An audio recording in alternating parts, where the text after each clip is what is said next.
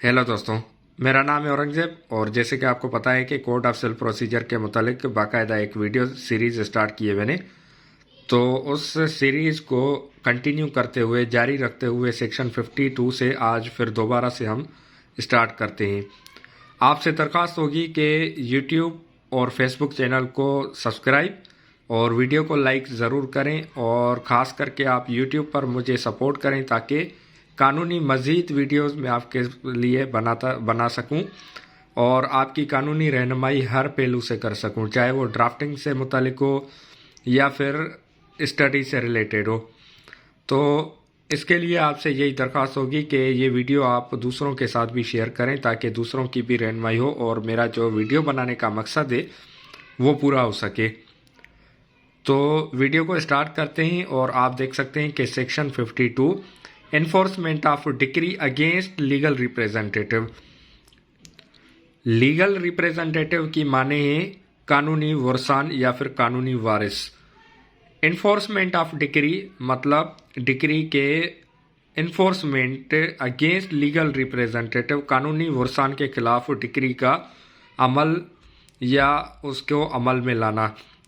Subsection 1 where a decree is passed against a party as the legal representative of deceased person and the decree is for the payment of money out of the property of the deceased, it may be executed by the attachment and sale of any such property. Where a decree is passed, अगर कोई decree pass की गई है या पास हुई है against a party, किसी भी पार्टी के खिलाफ, is the legal representative of the deceased person, अगर तो उसका जो डिफेंडेंट खुद है, मालिक है, उसकी वफात हो चुकी है, फौतगी हो चुकी है। And the decree is for the payment of money, अगर पैसे की लेन देन के मुतालिक एक डिक्री जारी की गई है, payment out of money out of property of the deceased, अगर मुतवफ़ी की कोई भी जो वफात पा चुका है उसकी प्रॉपर्टी मौजूद है, इट में be executed by the attachment, उसकी डिक्री की अमल दरामद या डिक्री पर अमल दरामद का तरीक़ेकार यही होगा कि अटैचमेंट एंड सेल, जब्तगी की जा सकती है या फिर बेची जा सकती है ऑफ एनी सच प्रॉपर्टी, अगर कोई इस तरह की प्रॉपर्टी मतलब मिल्कियत वाक़ है। Subsection 2 where no such property remains in the possession of the judgment debtor, अगर जजमेंट डेप्टर जिसके खिलाफ फैसला आया है उसके पोजेशन में, उसके पास कोई भी प्रॉपर्टी नहीं है, and he fails to satisfy the court, अगर वो कोर्ट को मुतमईन करने में नाकाम हो जाता है, the court that has duly applied such property of the deceased, के अगर डिसीज्ड पर्सन के प्रॉपर्टी के खिलाफ अप्लाई किया गया है, as is proved to have come into his possession, वो इस तरह से ही माना जाएगा कि ये जैसे उसके हवालगी में थी। The decree may be executed, decree पर अमल दरामद करवाया जा सकता है against the judgment debtor to the extent of the property, उस मिल्कियत के हद तक, in respect of which he has failed so to satisfy the court, अगर अदालत को मुतमईन करने में नाकाम रहा है। इन द सेम मैनर, उसी तरीके से, as if the deceased had been against him personally, के जिस तरह से उसके खिलाफ डिसीज्ड पर्सन ने बाकायदा पर्सनल था। अब इस सेक्शन के माने और मकसद समझने की कोशिश करते हैं कि enforcement of decree, enforcement of decree मतलब डिक्री पर अमल दरामद अगेंस्ट लीगल रिप्रेजेंटेटिव मतलब कानूनी वर्सान के खिलाफ। आप इसके टाइटल से समझ सकते हैं कि यहाँ पर लिखा हुआ है कि where a decree is passed against a party, against a party मतलब किसी भी पार्टी के खिलाफ, चाहे वो प्लेंटिफ हो या फिर डिफेंडेंट या कोई भी ज्वाइंडर हो या किसी भी शख्स के खिलाफ अगर डिक्री पास हुई है, तो उसकी सूरत में अगर वो उसकी वफ़ात हो जाती है या फिर जो उसके मुखालिफ की वफ़ात हो जाती है, मौत हो जाती है वाक़ई, तो उसके बाद उस डिक्री पर बाकायदा से अमल दरामद इस तरह से ही करवाया जाएगा जो कि उसकी प्रॉपर्टी बाकी रहती है। अब बाकी रहना प्रॉपर्टी का मकसद या इससे मुराद कि अगर लीगल रिप्रेजेंटेटिव मतलब कोई प्रॉपर्टी वारसान के पास छोड़ कर गया है मुतवफ़ी, जिसके अगर कब्ज़े में या हवाले में कोई प्रॉपर्टी थी, मिल्कियत थी, तो उस प्रॉपर्टी से वसूली की जाएगी। वसूली इस तरह से की जाएगी माने जिस तरह उस डिसीज्ड के ख़िलाफ़ फ़ैसला आया हो, क्योंकि वो प्रॉपर्टी उस के वारसान के दरमियान छोड़ी गई प्रॉपर्टी है, तो उसको अदालत अपना अमल दरामद करवा सकती है। और जो वारसान के लिए कोई प्रॉपर्टी छोड़ी गई है तो बाकायदा से रिकवर करवाई जाएगी। अब इसकी मैं आपको छोटी सी मिसाल देता चलूँ कि आपको रिसेंटली एक मशहूर केस याद होगा कि जो नस्ला टावर शाराए फैसल पर वाक़ था कराची में, जिसके ख़िलाफ़ सुप्रीम कोर्ट ने फैसला दिया कि ये जो प्रॉपर्टी है ये गैरकानूनी बनी हुई है या जो भी है, उसके जो प्रॉपर्टी के हदूद हैं वो पब्लिक प्रॉपर्टी पर लगते हैं, इंक्रोचमेंट हैं, तो इस हवाले से प्रॉपर्टी रिमूव की जाए, मतलब नस्ला टावर को गिराया जाए। अब उसके बाद सवाल पैदा हुआ कि इसके जो जिन्होंने प्रॉपर्टी खरीदी है, परचेज़ की है, उनके पैसों का क्या होगा। तो अदालत ने अपने रिमार्क्स में कहा था कि इसके जो प्रॉपर्टी के पैसे अगर कोई वसूल करना चाहता है तो वो जिसके ख़िलाफ़ ये फ़ैसला आया है, नस्ला टावर के जो ओनर थे या जो कॉन्ट्रैक्टर थे, उसके ख़िलाफ़ फ़ैसला आया है, तो लोग अपने पैसे जो वहाँ पर रिहाइश पजीर थे जिन्होंने प्रॉपर्टी ली, तो वो कॉन्ट्रैक्टर से अपने पैसे वसूल करें। अच्छा, कुछ अरसे के बाद जो कॉन्ट्रैक्टर था उसकी वफ़ात हो गई, मौत वाक़ हो गई, तो फिर उसके बाद अब पैसे कौन देगा, तो ये सवाल पैदा हुआ। और सवाल का जवाब यही हुआ कि जो कानूनी वारसान थे उन्होंने पैसे वापस करने होंगे जो प्रॉपर्टी होल्डर थे जिन्होंने प्रॉपर्टी खरीद की थी। तो उम्मीद करता हूँ कि ये मुख्तसर सा सेक्शन आपको समझ में आ गया होगा। अगर किसी भी किस्म की रहनुमाई आप चाहते हैं तो कमेंट सेक्शन में आप मुझसे सवाल पूछ सकते हैं। चैनल को सब्सक्राइब, वीडियो को लाइक ज़रूर कीजिएगा। बढ़ते हैं आगे मज़ीद section 53 liability of ancestral property. अगर किसी आबा व अजदाद की मिल्कियत है तो उस पर जो लाइबिलिटी मतलब ज़िम्मेदारी है वो किस तरह से अदा की जाएगी। For the purposes of section 50 and section 52,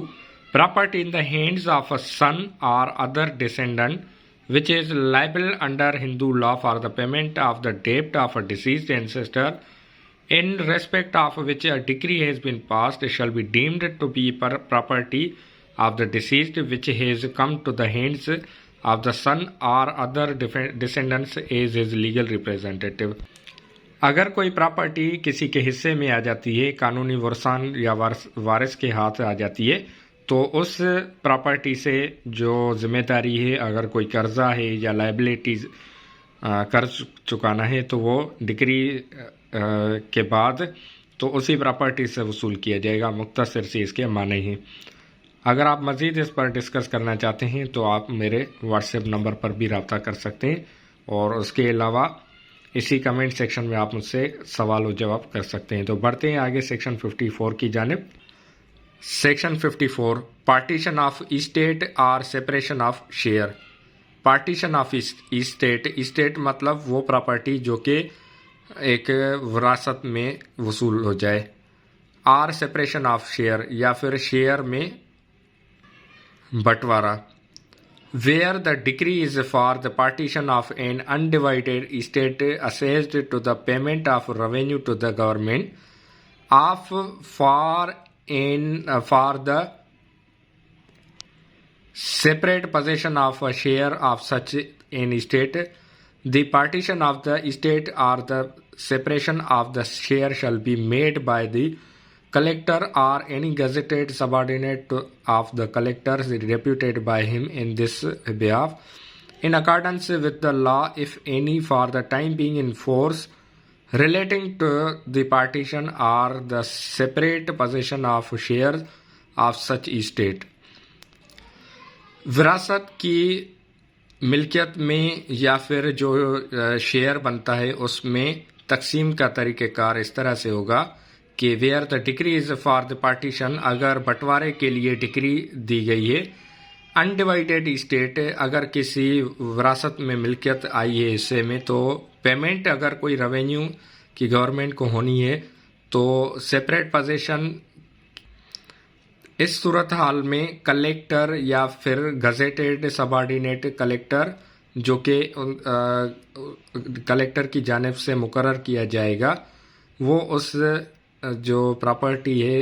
हिस्से में आई हुई या फिर उसका बंटवारा होना है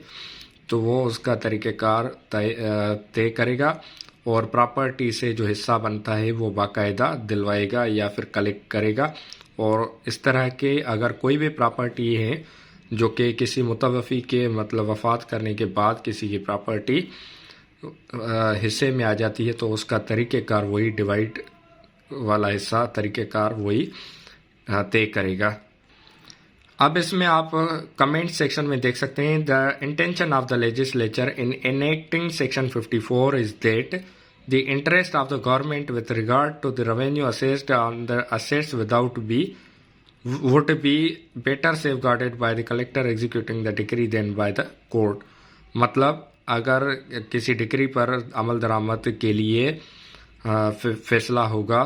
तो कलेक्टर मुकर्रर किया जाएगा जो कि बाकायदा गवर्नमेंट मतलब हुकूमत के जो रेवेन्यू बनता है तो वो कलेक्ट करेगा, बजाय इसके कि अदालत उसमें खुद मुदाखलत करे। मतलब ये एग्जीक्यूटिव अथॉरिटी को एक अख्तियार दिया गया है और इस सेक्शन 54 के तहत अगर कोई हिस्सा या फिर पार्टीशन की सूरत में रेवेन्यू बनता है तो वो कलेक्टर खुद कलेक्ट करेगा। तो बढ़ते हैं आगे सेक्शन 55 की जानिब। सेक्शन 55 अरेस्ट एंड डिटेंशन, गिरफ्तारी या फिर कैद का तरीक़ेकार। सेक्शन 55 के तहत a judgment debtor may be arrested in execution of a decree. Judgment debtor मतलब जिसके खिलाफ फैसला आया है उसको गिरफ्तार किया जा सकता है एग्जीक्यूशन की अमल दरामद के तरीक़ेकार के मुताबिक। एट एनी आवर, किसी भी वक्त, एंड ऑन एनी डे, और किसी भी दिन पर, and shall as soon as practicable be brought before the court which may make an order for his detention in prison to suffer simple imprisonment for a period not exceeding 1 year। and shall, अब आप यहाँ देख सकते हैं कि shall मतलब court को, अदालत को ये मुकम्मल अख्तियार है कि वो किसी की गिरफ्तारी का हुक्म दे सकती है और उसको जल्द से जल्द गिरफ्तार करके अगर आर्डर होता है डिटेंशन का तो उसको सिंपल इम्प्रिजनमेंट मतलब एक कैद में रखा जाएगा सज़ा के तौर पर, जो कि 1 साल से ज़्यादा नहीं होगी। Provided firstly that for the purpose of making an arrest under this section no dwelling house shall be entered after sunset and before sunrise. अगर गिरफ्तारी के घर से किसी को गिरफ्तार करना होगा तो किसी भी रिहायशी घर में सूरज डूबने से पहले, डूबने के बाद और सूरज के उभरने से पहले किसी को गिरफ्तार या फिर घर में दाखिल नहीं हो सकते गिरफ्तारी की नीयत से। Provided secondly that no outdoor of a dwelling house shall be broken, दरवाज़ा नहीं तोड़ा जाएगा रिहायशी घर का और उसके लिए बाकायदा से दरवाज़ा खटखटाकर इजाज़त ली जाएगी। अगर ये शक है कि इस बात का शक है कि जो जजमेंट डेप्टर जिसके खिलाफ फैसला आया है तो उसके खिलाफ अगर वो मौजूद है घर में और मुदाखलत यकीनी नहीं बन पा रही, दरवाज़ा नहीं खोला जा रहा, तो शक के बुनियाद पर नहीं तोड़ा जाएगा दरवाज़ा, बल्कि रीज़न होगा, रीज़न टू बिलीव कि जजमेंट डेप्टर बाकायदा घर में मौजूद है। तो अगर यकीन है इस बात का तो उस सूरत में दरवाजे के ज़रिए दाखिल हो सकते हैं लॉ इन्फोर्समेंट एजेंसी या फिर जो गिरफ्तारी की घर से या नियत से आए हुए। Provided thirdly that if the room is in the actual occupancy of a woman, अगर जो कमरा अगर किसी औरत के कब्ज़े या इस्तेमाल में है तो उस सूरत में एक ऑफिसर मुकर्रर की जाएगी जो कि उसको तलाश कर सकती है और सिर्फ वो एक औरत होगी। उसको बाकायदा एक फैसिलिटी दी जाएगी कि वो कमरे से बाहर आ जाए,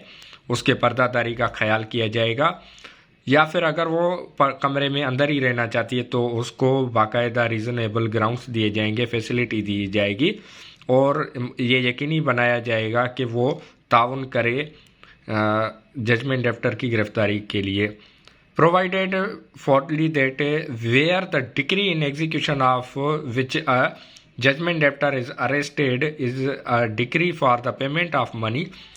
and the judgment debtor pays the amount of the decree and the costs of the arrest to the officer arresting him, such officer shall at once release him। अगर डिक्री पेमेंट की वसूली के लिए है,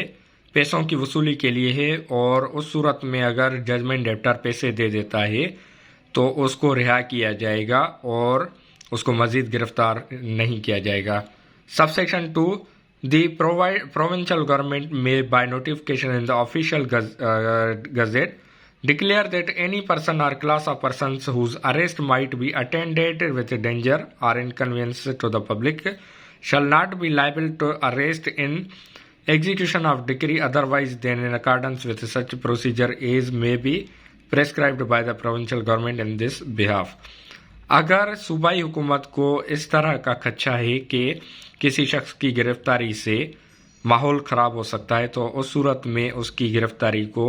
सूबाई हुकूमत अपने तरीक़ेकार से यकीनी बनाएगी और अगर ये मुमकिन नहीं तो जो तरीक़ेकार सूबाई हुकूमत अपनाना चाहे वही अपनाएगी।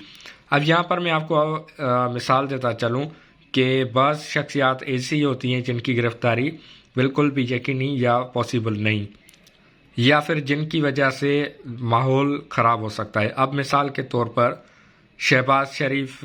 तो चलें ठीक है, उनको लोग पसंद नहीं करते, इनकी गिरफ्तारी के वक्त ना कोई धरना या कुछ इस तरह के हालात वाक़यात नहीं हुए थे।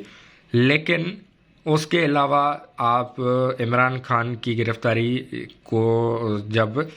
गिरफ्तारी के वारंट जारी किए गए तो उस वक्त आपने देखा कि माहौल कितना ख़राब हो गया था। या फिर अल्लामा खादिम रिजवी की गिरफ्तारी के लिए जब हालात हुए या फिर उनको गिरफ्तार किया गया तो हालात किस तरह से कशीदा हो गए।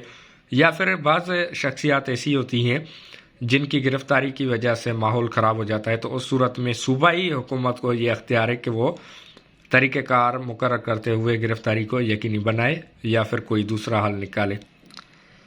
3. A judgment debtor detained in prison under subsection 1 shall not merely by reason of undergoing such imprisonment be discharged from his liability under the decree, but he shall not be liable to be rearrested under the decree in execution of which he was so detained in prison. कि अगर किसी decree holder या decree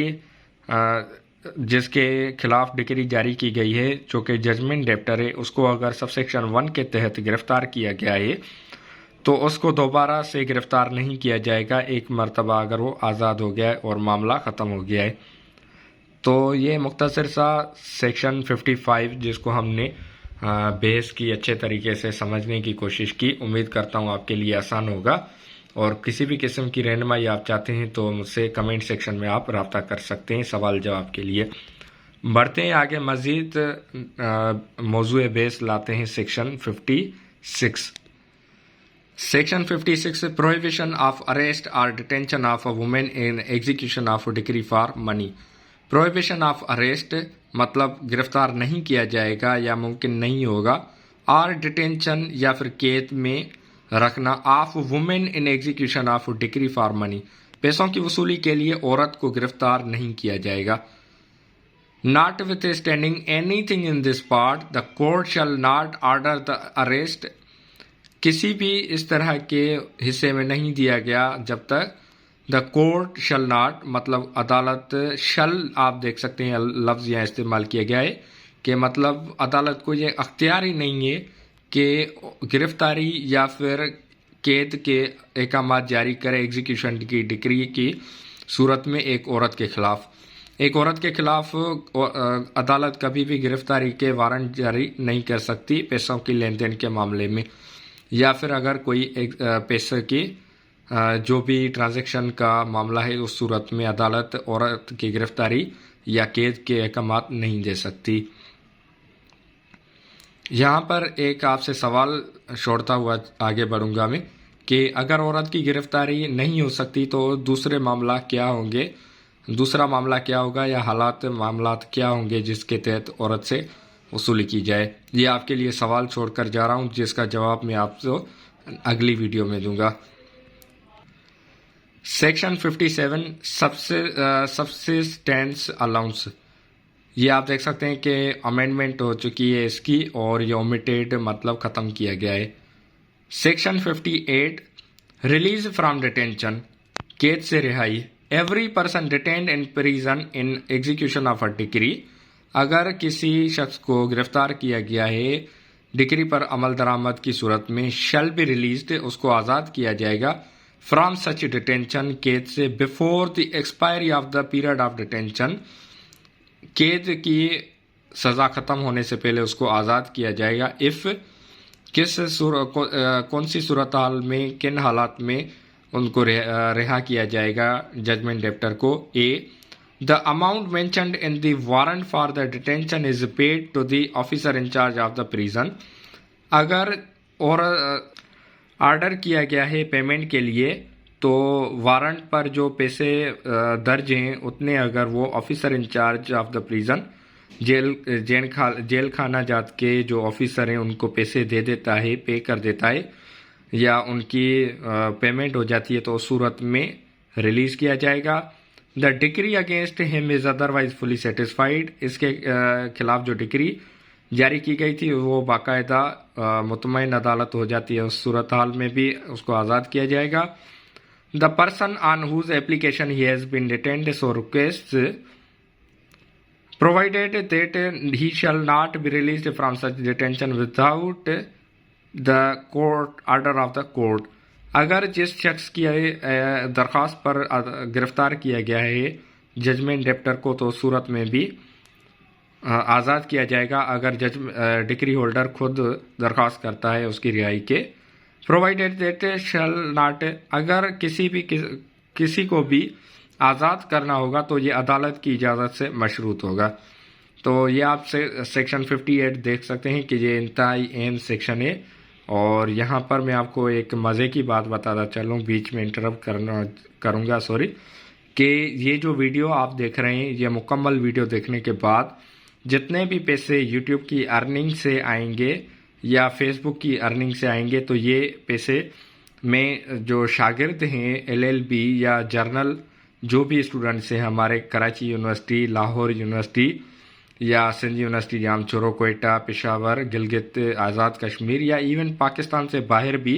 अगर जो मुस्तहक शागिर्द हैं जिनको पैसों की ज़रूरत है तो मैं उनके साथ ये पैसे शेयर करूंगा और उनकी एडमिशन और उनके खर्चे के जो अखराजात हैं वो अदा करूंगा। तो इसके लिए आप मुझे फुली सपोर्ट करें और ये चैनल भी सब्सक्राइब करें, वीडियो मुकम्मल दूसरों के साथ शेयर करें, खुद भी देखें,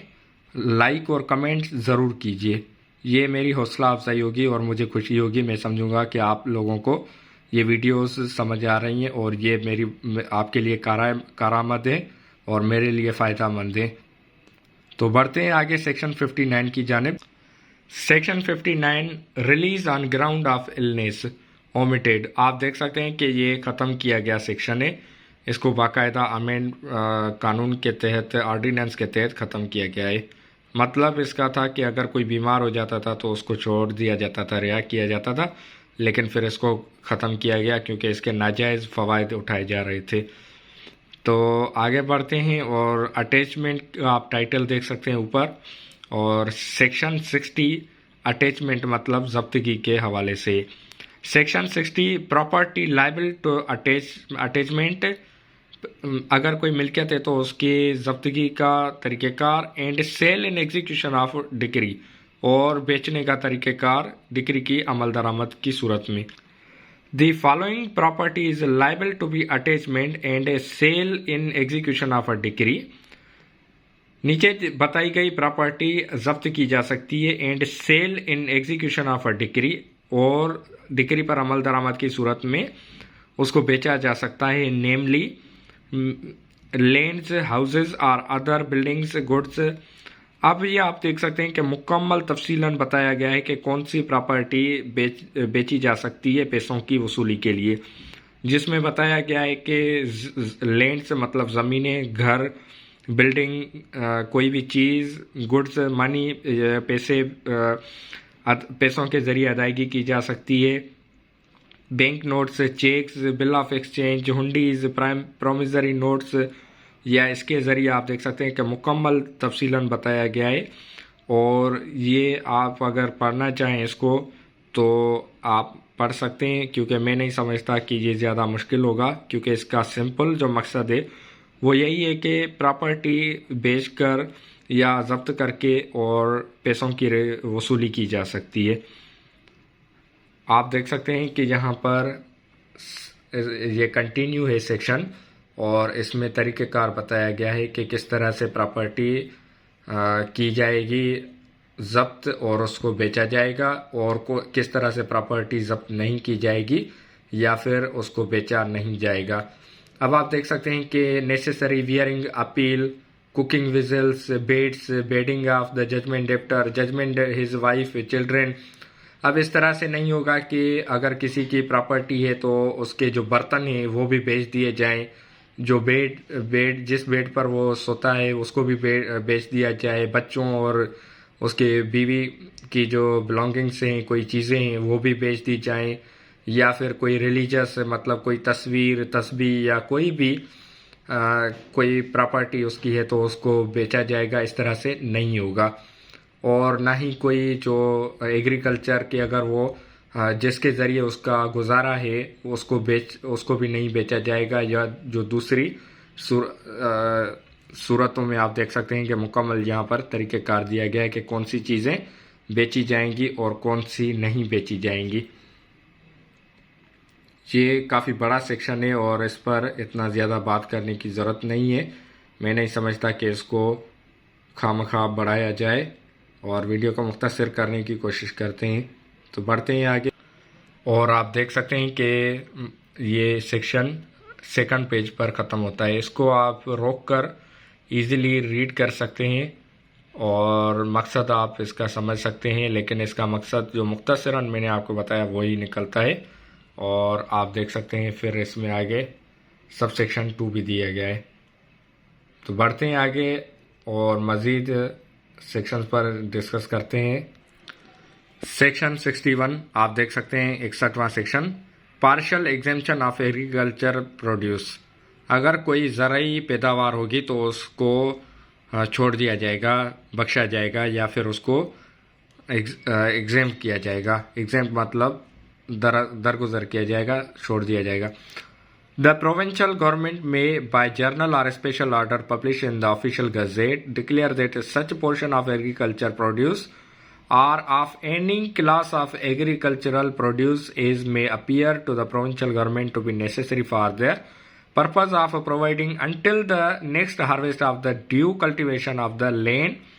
and for the support of the judgment debtor and his family shall, in case of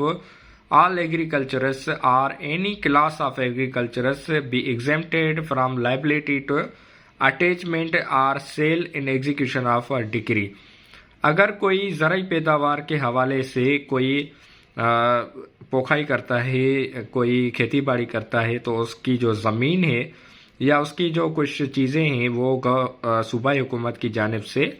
exam की जाएंगी, मतलब उनको छोड़ दिया जाएगा और उनसे ज़्यादा हिस्सा वसूल नहीं किया जाएगा। अब मिसाल के तौर पर इस तरह से नहीं होगा कि अगर कोई बीज पैदावार के लिए रखे गए हों और बीज जब्त किए जाएं या फिर उनको हवालगी में लिया जाए गवर्नमेंट के, या फिर ज़मीन को जब्त किया जाए, उसको बेच दिया जाए। इस तरह से नहीं होगा, जो कि